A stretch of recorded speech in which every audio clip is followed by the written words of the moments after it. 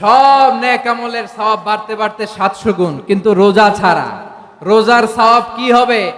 বান্দা খালি রোজা রাখে, ফেরেশতারা কিছু লিখতে পারে না আমল নামায়, কারণ আল্লাহ বলে এটা কিছু লিখিস না, কারণ as-সাওমু লি, এই রোজা রাখছে আমার জন্য, ওয়া আনা আজজি বিহি, এই রোজার সওয়াব, প্রতিদান, অ্যাওয়ার্ড এটা কিয়ামতের দিন আমি আল্লাহ নিজ হাতে দেব, নিজ হাতে দেব।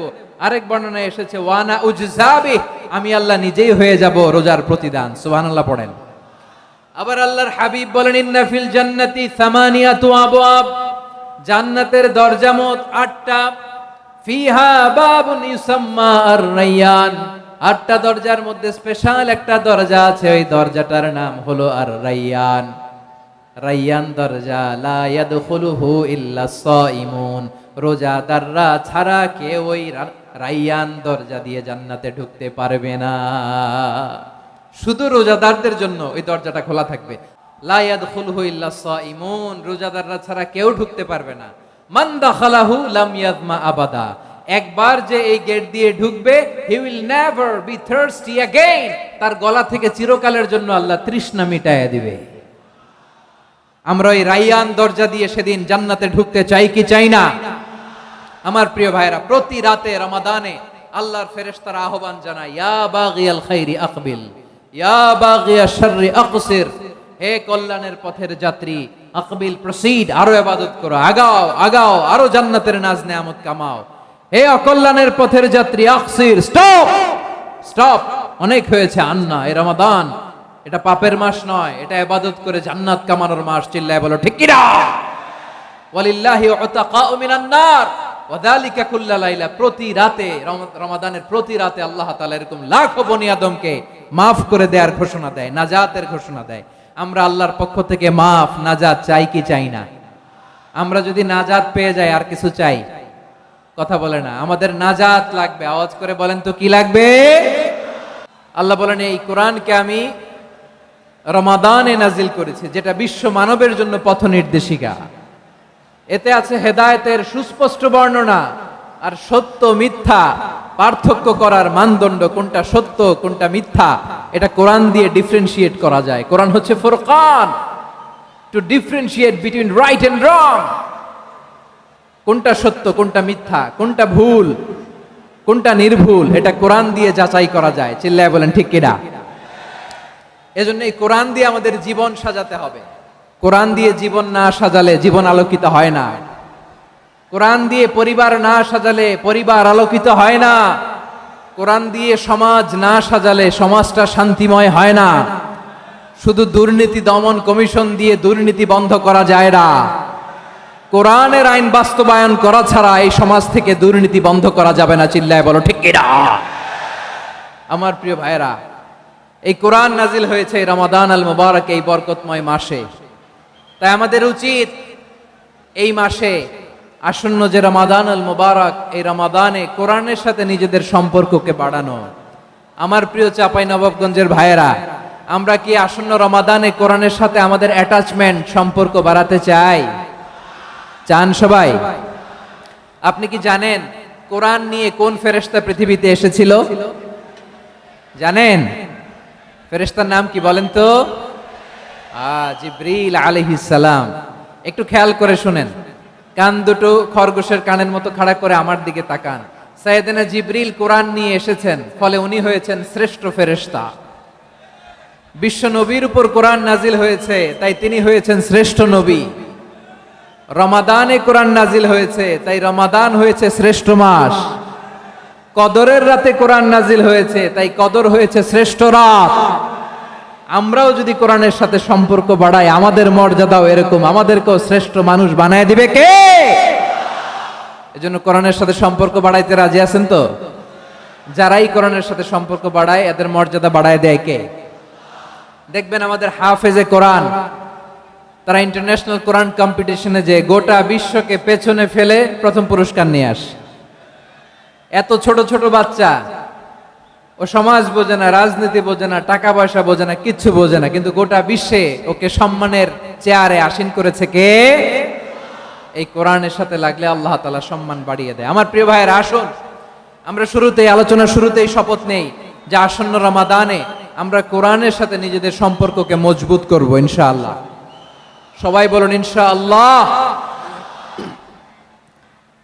শাবান মাস আসলে, রজব মাস আসলে সাহাবারা কি করতেন আসুন আমরা দেখি কিভাবে তারা রমাদানকে ওয়েলকাম জানাতেন। রজব শাবান আসলেই ওনারা রমাদান পর্যন্ত পৌঁছার আকুতি, আগ্রহ আর ফরিয়াদ আল্লাহর কাছে জানাতেন আর বলতেন, ইয়া আল্লাহ, রমজান পর্যন্ত আমাদের হায়াত বাড়িয়ে দাও। আল্লাহুম্মা বাল্লিগনা রমাদান, আল্লাহ তুমি রমজান পর্যন্ত আমাদের পৌঁছে দাও। আল্লাহুম্মা বারিক লানা ফি রজব ওয়া শাবান ওয়া বাল্লিগনা রমাদান, আল্লাহ রজব শাবানে বরকত দাও, আল্লাহ রমজান পর্যন্ত তুমি আমাদেরকে পৌঁছে দাও। আওয়াজ করে পড়েন আমিন। আমার প্রিয় চাঁপাইনবাবগঞ্জের ভাইরা, গত বছর অনেকের সাথে আমরা একসাথে রমাদান কাটিয়েছি, তাদের অনেকে দুনিয়াতে এখন বেঁচে নাই, এরকম আছে না নাই? এই যে আরো 7 দিন বাকি রমাদান আসতে, এই 7 দিন পর্যন্ত আমরা রমাদান পাবো, কোনো গ্যারান্টি আছে? আচ্ছা, এই বছর যদি খুশনসিব হয় আমাদের, আমরা যদি পাই, আগামী বছরও যে রমাদান আমরা পাবো, কোনো গ্যারান্টি আছে? তাহলে আসুন আমরা ভেবে নেই, হতে পারে this Ramadan could be the last and final Ramadan in our life. হতে পারে এই রমাদানই হতে পারে আমার জীবনের শেষ রমাদান। ঠিক কিনা বলেন? তাই আসুন আমরা আল্লাহর কাছে দোয়া করি, আল্লাহুম্মা বাল্লিগনা রমাদান, আল্লাহ তুমি রমাদান পর্যন্ত আমাদেরকে পৌঁছে দাও। আওয়াজ করে পড়েন আমিন। ইবনু রাজব আল হাম্বলি লাতাইফুল মাআরিফের মধ্যে লিখেছেন, সাহাবারা ওনারা রমাদান কেন্দ্রিক, আমাদের সালাফ সালফে সালেহিনরা রমাদান কেন্দ্রিক জীবন কাটাতেন। ওনারা রমজান আসার 6 মাস আগে আল্লাহর কাছে দোয়া করতেন, আল্লাহ রমজান পর্যন্ত পৌঁছে দাও। রমজান চলে যাওয়ার পরে বাকি 6 মাস আল্লাহর কাছে দোয়া করতেন, আল্লাহ এই রমাদানে যে ইবাদত করেছি এই ইবাদতগুলো তুমি কবুল করে নাও। সুবহানাল্লাহ। তাহলে পুরো বছর রমাদান কেন্দ্রিক জীবন। রমজান আসার আগে 6 মাস দোয়া করতো, আল্লাহ আমরা যেন রমজান পাই।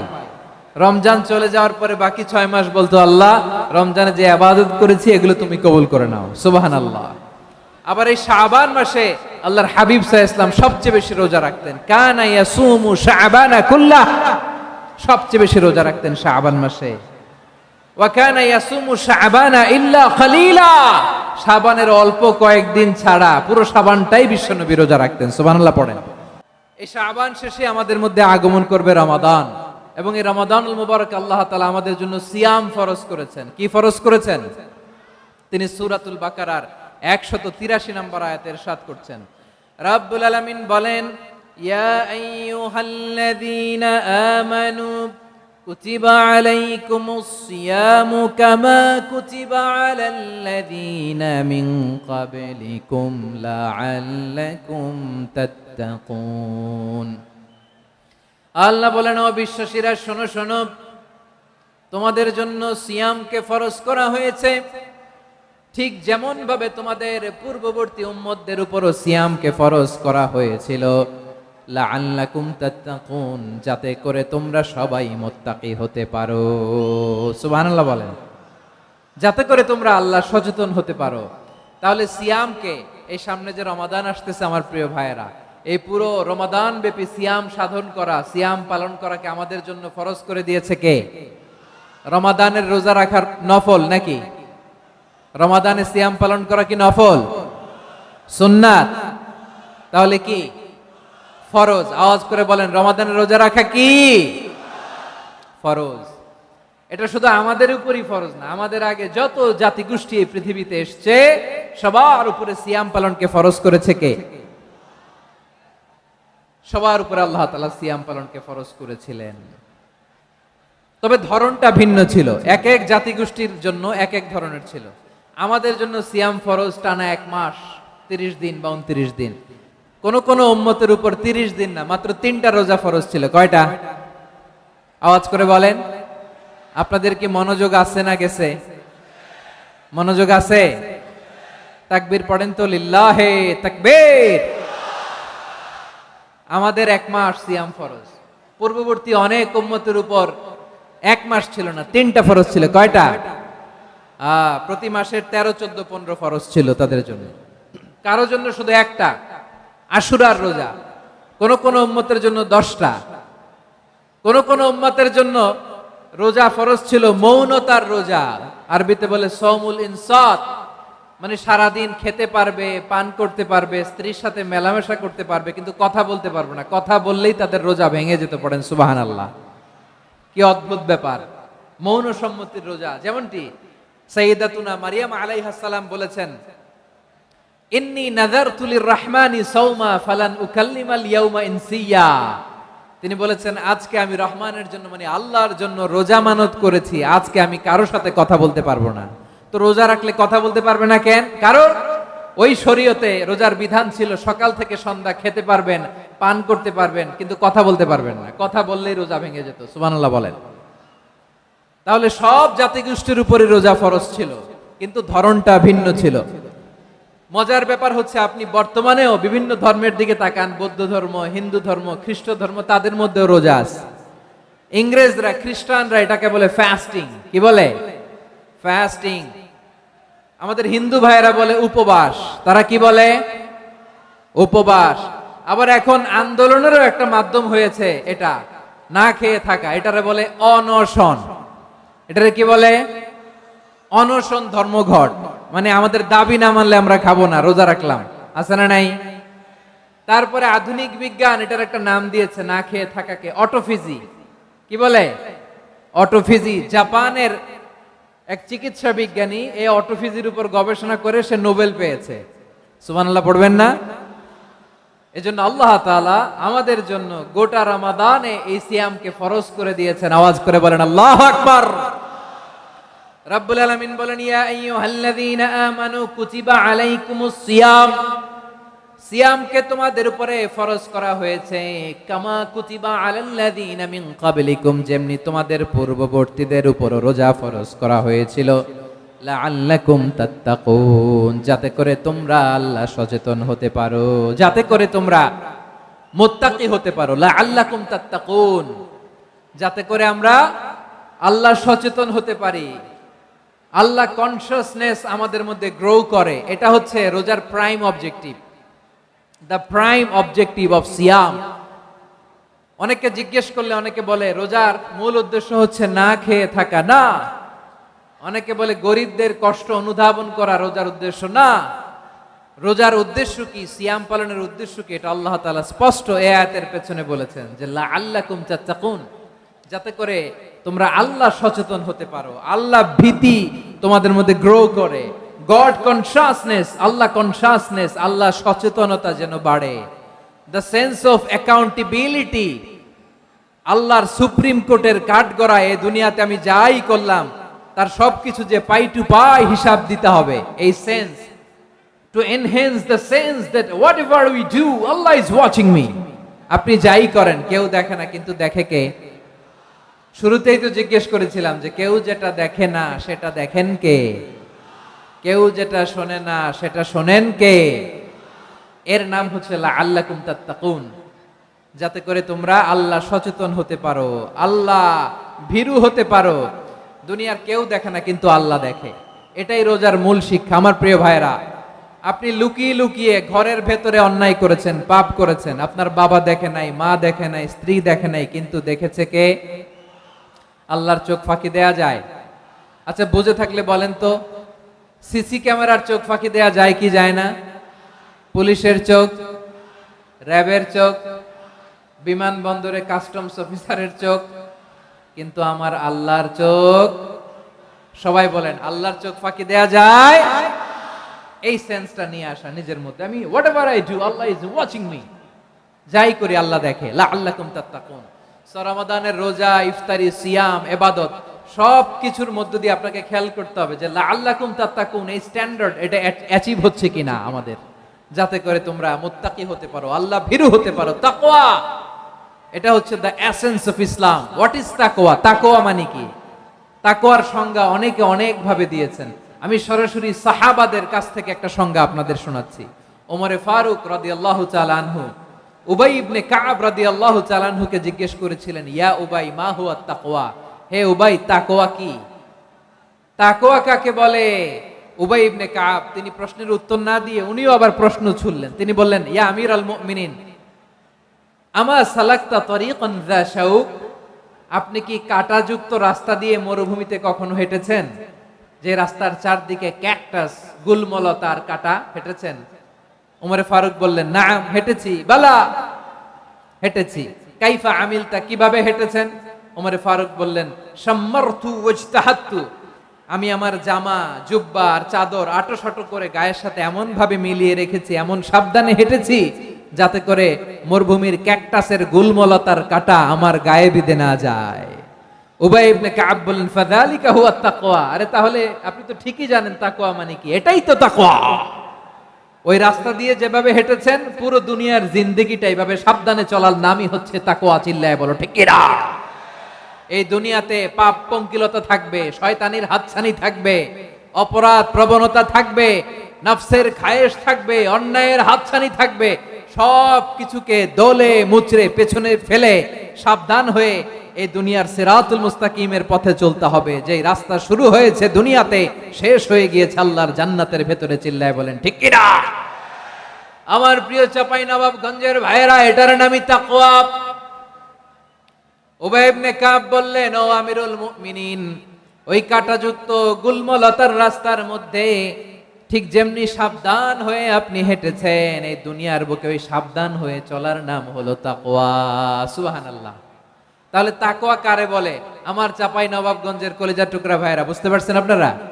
হ্যাঁ, তাকওয়ার শুধু দুইটা নমুনা আপনাদের সামনে পেশ করব, আপনাদের ক্লিয়ার হয়ে যাবে। একটা নমুনা তো দিলাম, আরেকটা নমুনা, সেটাও ওমরে ফারুক রাদিয়াল্লাহু তাআলা আনহুর জীবনী থেকে। উনি ছিলেন ন্যায়পরায়ণ শাসক।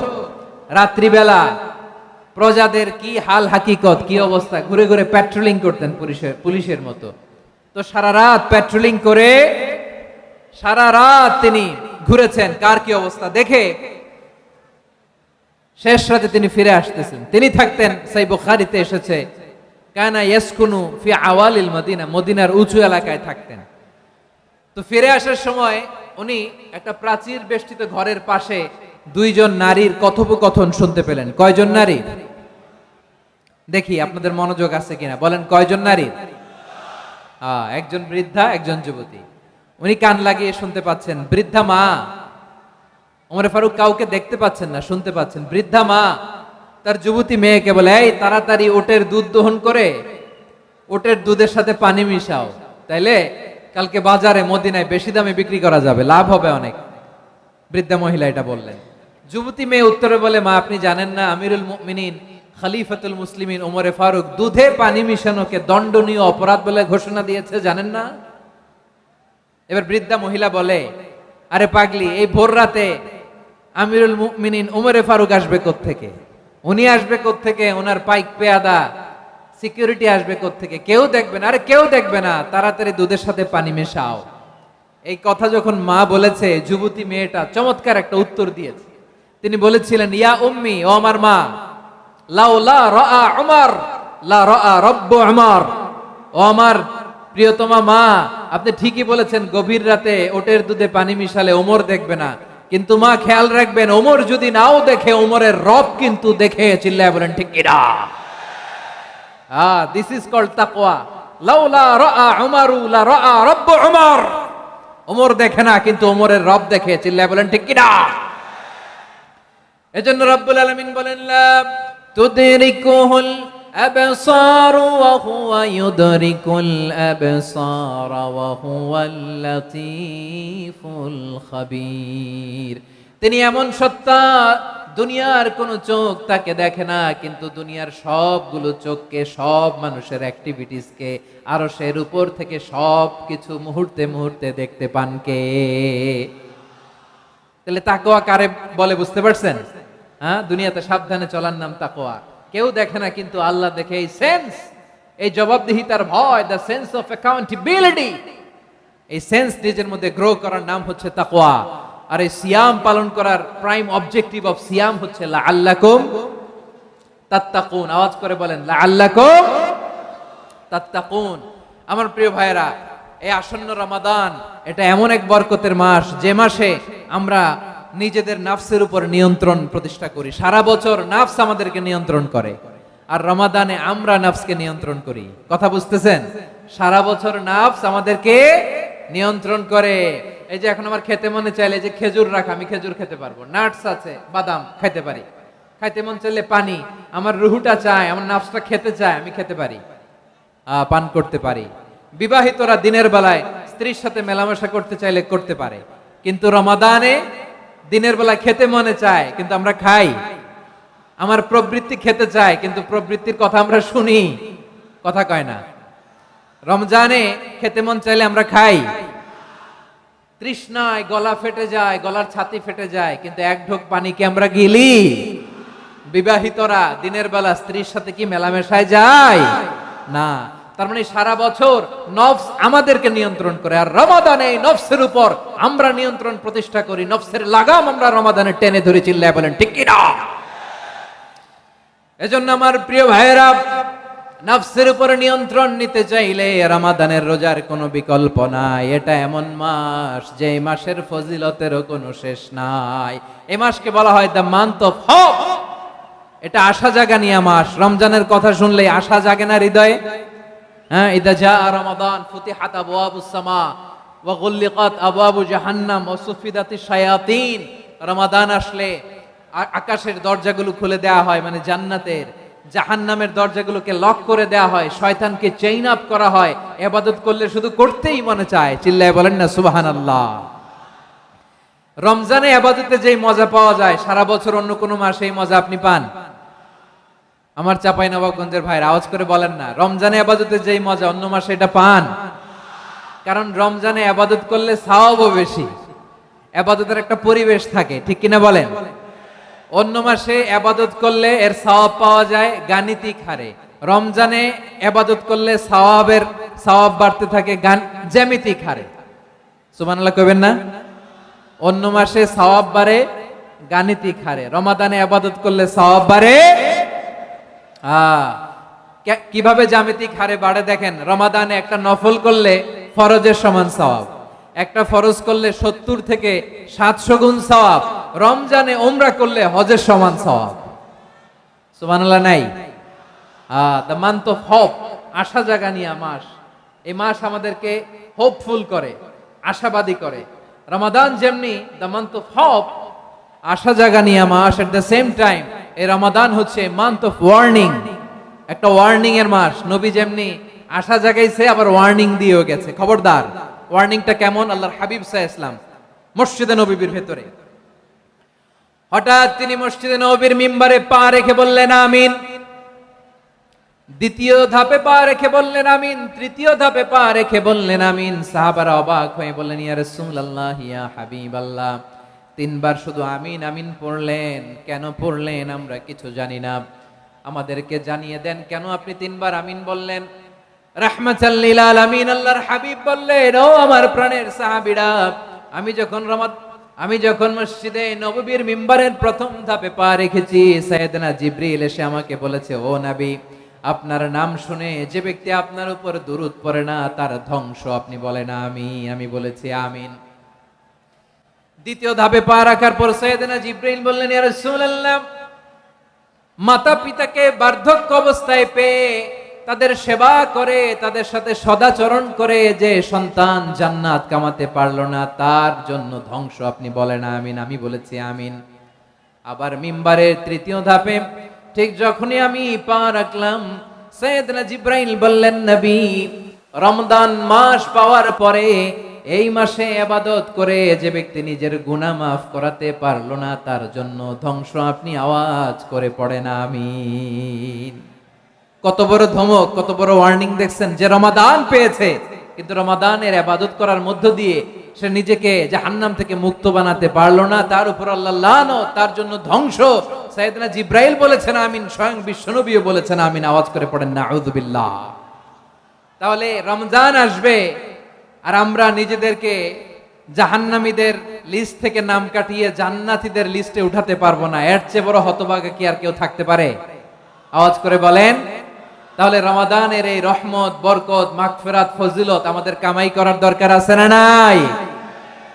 আর মাত্র 7 দিন বাকি। আর মাত্র কয় দিন? এগুলো নিয়ে আমাদের কোনো আগ্রহ নাই। তোমাকেই খুঁজছে বাংলাদেশ, ক্লোজ আপ ওয়ান, আর মাত্র 7 দিন বাকি। টেলিভিশনে বিজ্ঞাপন আছে না নাই? রেফেল ড্র হবে লটারির, আর মাত্র 5 দিন, আছে না নাই?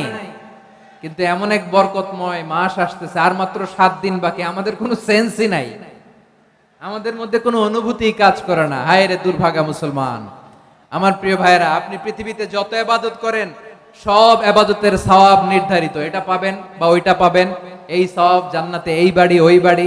শুধু সিয়ামের সওয়াবটা অনির্ধারিত। কুল্লু আমালি ইবনে আদম ইউদাফ আল হাসানাতু আশরু আমসালিহা ইলা 700 দি'ফিন ইল্লা সাওম। সব নেক আমলের সওয়াব বাড়তে বাড়তে 700 গুণ, কিন্তু রোজা ছাড়া। রোজার সওয়াব কি হবে?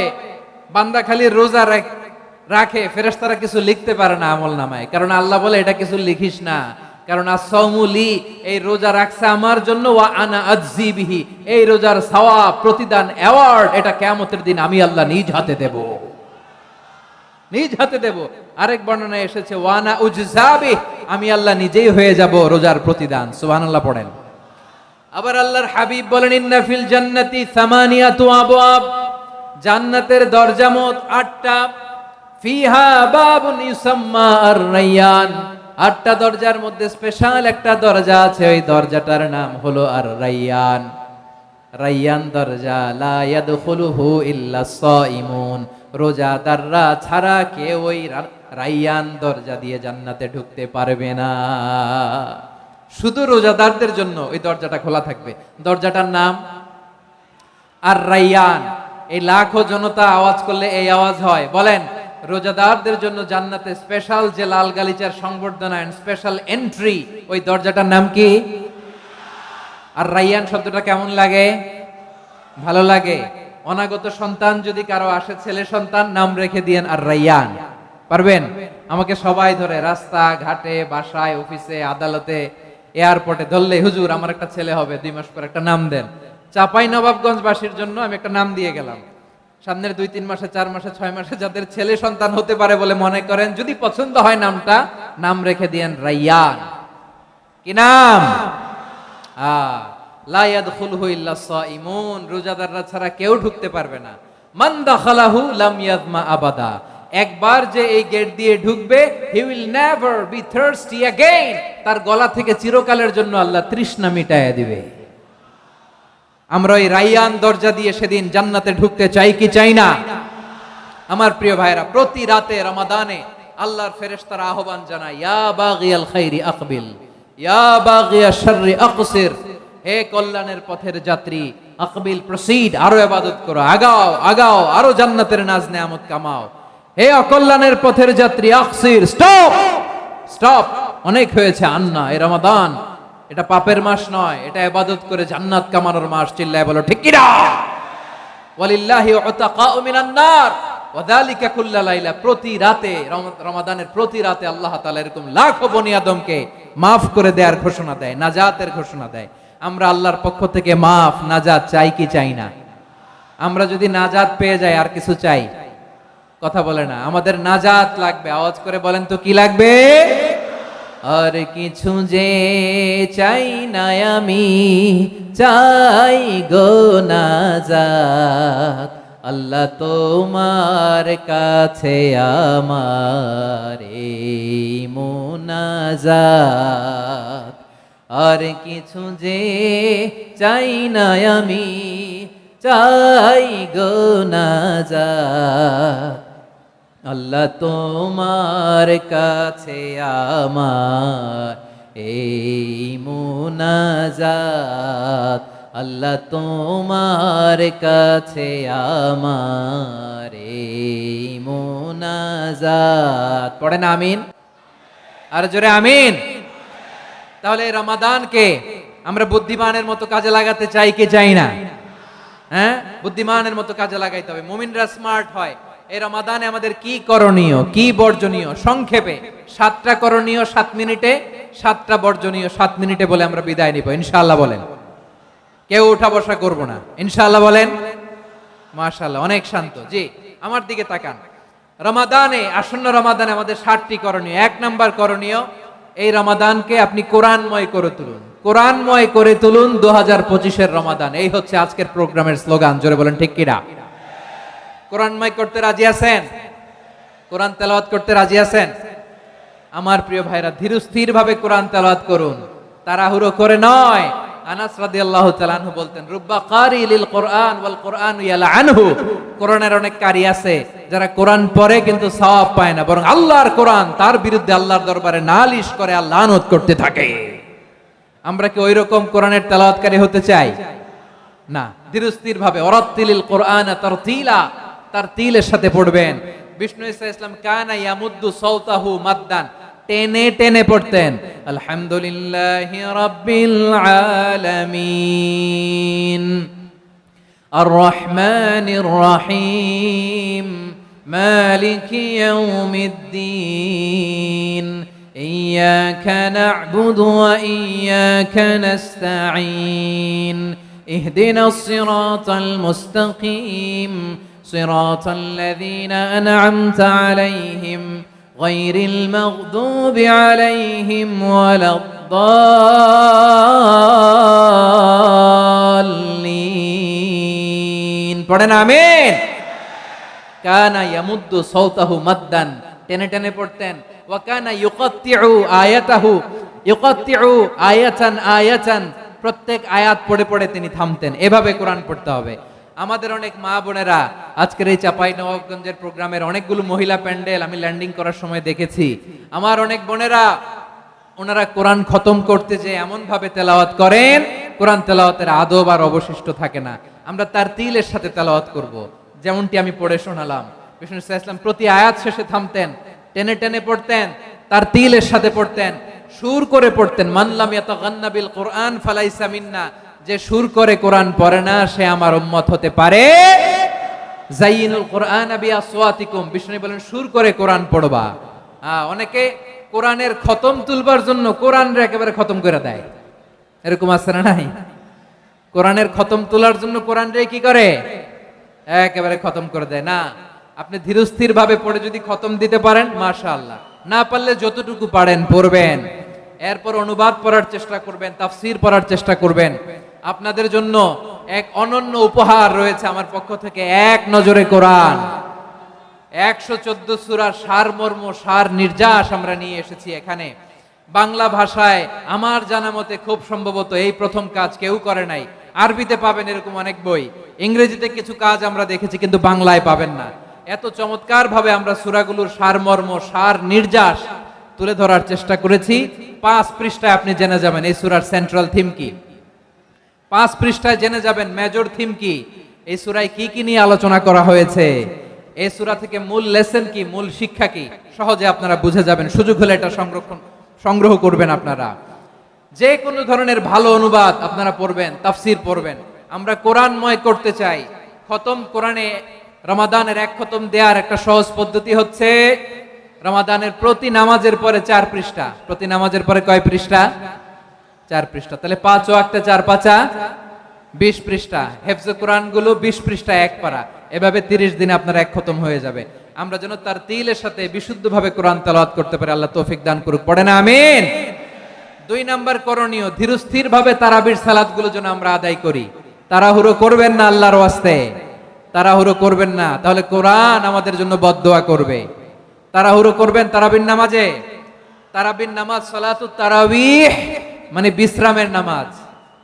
আর আমরা পড়ি সালাতুল কিতার, রেলগাড়ির মতো নামাজ। চিল্লায় বলেন ঠিক কি না? না, এরকম করবেন না। ইমাম সাহেবদেরকে আশ্বস্ত করুন যে ইমাম সাহেবরা আমরা পিছনে আসি আপনাদের সাথে, আপনি আস্তে আস্তে পড়েন, তারতিলের সাথে পড়েন, ধীরস্থির ভাবে তারাবির সালাত পড়বেন। সারা বছর এই সুযোগ হয় না, দাঁড়িয়ে কোরআন শোনার এরকম আয়োজন ব্যবস্থাপনা সারা বছর আর আমরা পাই বলেন তো? না। তারাবির সালাতের রাকাত বিতর্ক এড়িয়ে চলুন। রাকাত নিয়ে বিতর্ক করবেন না।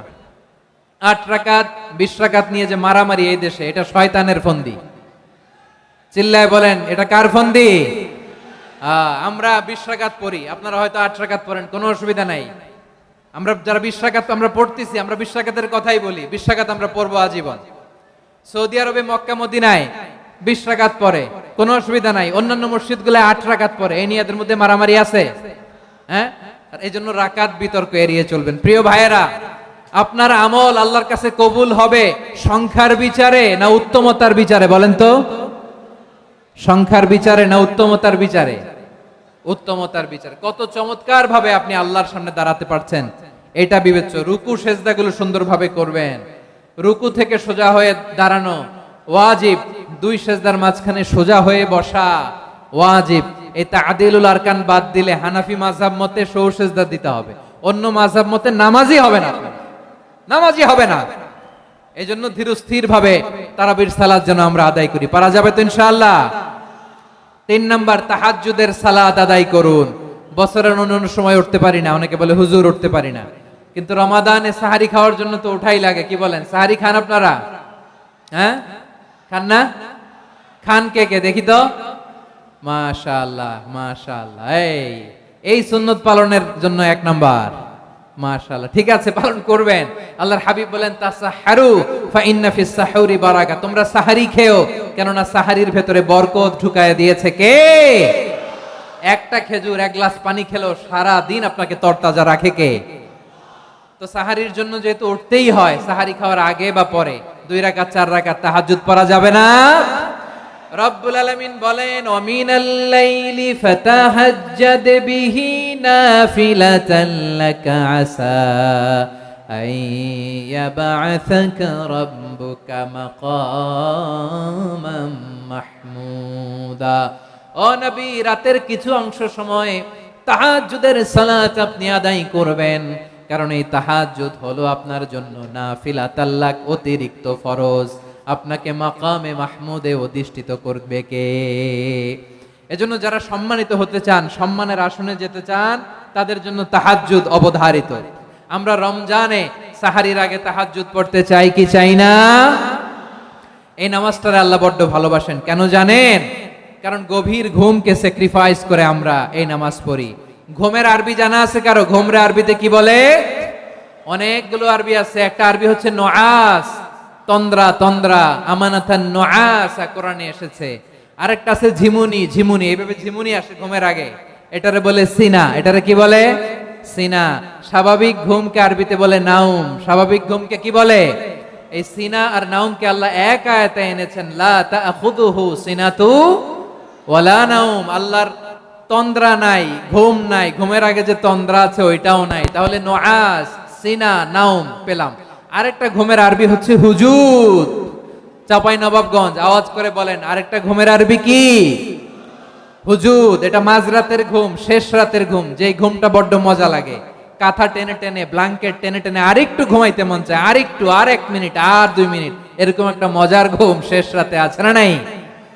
এই শেষ রাতের ঘুম, এই হুজুদের ঘুমকে স্যাক্রিফাইস করে যেই সালাত পড়া হয়, ওই সালাতের আরবি নাম হচ্ছে সলাতুল হুজুদ বা সলাতুত তাহাজ্জুদ। চিল্লায় বলেন আল্লাহু আকবার। এজন্য আল্লাহ তাআলা এই তাহাজ্জুদের সালাতকে এত পছন্দ করেন। পড়বেন তো রমাদানে? 4 নম্বরে, মুক্ত হস্তে দান করুন। মুক্ত হস্তে দান করুন।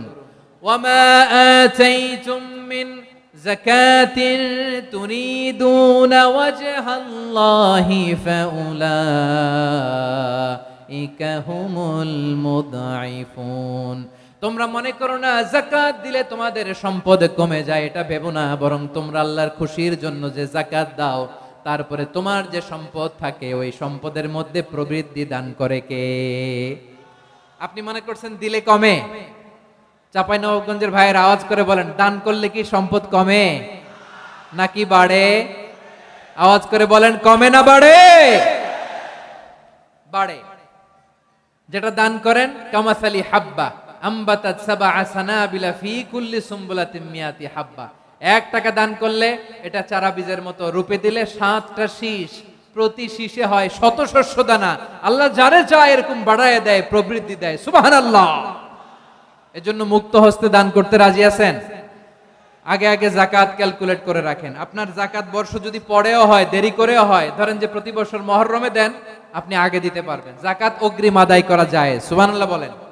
বিষ্ণু ইসা ইসলাম রমাদানে এত দান করতেন, কানা আজওয়াদান নাস, কিন্তু রমাদানে আজওয়াদুন নাস আজওয়াদু বিল খাইরি মিনার রিহিল মুরসালা। প্রবাহিত বাতাসের চেয়ে বিশ্বনবী আরো বদান্যতা বেড়ে যেত। প্রবাহিত বাতাস যেমনি সবাইরে বাতাস দেয়, আস্তিক নাস্তিক মুমিন কাফির সবাইকে শীতল করে দেয়, তেমনি নবীজির রমাদানের দান ছিল এমন, কেউ নবীর কাছে চেয়ে ফিরে গিয়েছে এর নজির নাই। জোরে বলেন।